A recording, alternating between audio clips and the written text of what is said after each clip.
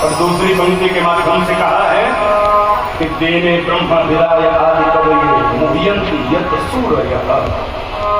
वही वो भगवान धरती में अवतार लेकर के तो आते हैं, धरती में उतर करके तो आते हैं, लेकिन जब भगवान धरती में उतर करके आए ना तो मुह्यंति यत् सूरयः, बड़े बड़े लोग आश्चर्यचकित हो गए, क्या ये भगवान होगा। उदाहरण से समझ करके चले तो भाई द्वापर में भगवान कृष्ण बन करके आए, गोप कुमारों में भीतर रहे हैं, लेकिन क्या कभी किसी ने पहचान करके कहा कि नहीं ये भगवान है। त्रेता में भगवान राम बन करके आए, दुनिया वालों ने संग किया है, लेकिन क्या कभी किसी ने पहचाना कि ये भगवान है। ये तो दुनिया की बात कर रहा हूँ, लेकिन ब्रह्मांड तक मोहित हो जाते हैं भगवान की लीलाओं को देख करके। और अगर यूं कहूं तो उसमें संदेह नहीं है भाई, शंकर भगवान जी का संग करने वाली माधवती सती भी जिनको देखकर के आश्चर्यचकित हो जाती है। उदाहरण रामचरितमानस में वर्णन मिलता है, ये उस समय की बात जब शंकर भगवान माता सती के संग दंडकारण्य वन से निकल करके जा रहे थे।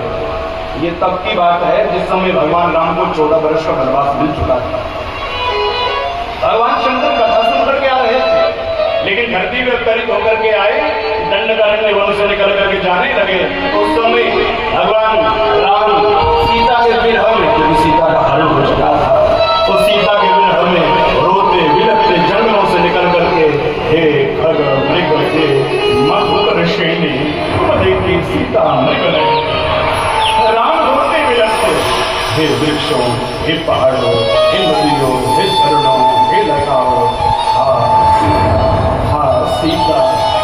सीता विलाप करते जा रहे हैं। लेकिन जब भगवान राम जी दंडकारण्य वन से रोते बिलखते जा रहे थे, सीता के विरह में शंकर जी की दृष्टि बढ़ गई, एकदम से नंदी बाबा से नीचे उतर गए और मनसा वाचा कर्मणा मनवाणी कर्मों से चरणों में लेट करके दंडवत प्रणाम कर दिया, बंदर कर दिया, और वे हाथ जोड़ करके जय सच्चिदानंद इत्यादि कह करके बार बार भगवान के चरणों में वंदन कर रहे हैं, प्रणाम कर रहे हैं। पास खड़ी सती ने कहा, भगवान किसे प्रणाम कर रहे हो?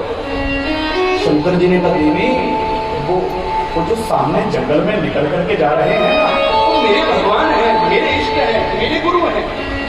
अच्छा, शंकर जी के इष्ट कौन है? शंकर जी के इष्ट